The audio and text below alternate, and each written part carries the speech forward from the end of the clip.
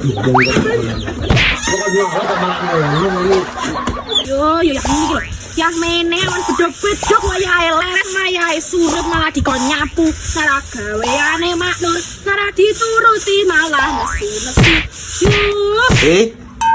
Are. Sari mana di? Ya Allah. Oh, bocah ya. Hari. Jadinya apa tuh, Pak? Bunga kok so. Nyangkut aja niki, Pak. Jajan aku. Bolong iki lho. Makane to, batu doyan nasi dene. Pokoknya aku makan Kayaknya susune.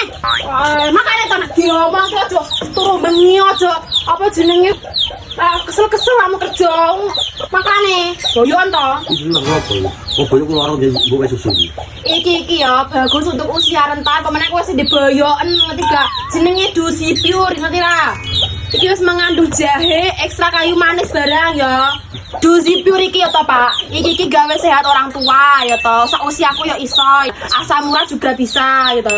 Iki lho ya. Kalau mau beli inget Pak, aku demen kan tahu tuku to enek pemalsuane. Nek pengen tuku sing enek holograme iki lho guys ya, delok iki. Enek holograme iki. Iki Dusi Pure asli ya, udah mengandung kayu manis, terus ekstra jahe dan lain-lainnya ya. Untuk usia rentan juga bisa, orang tua juga bisa, dan seumuran saya juga bisa ya.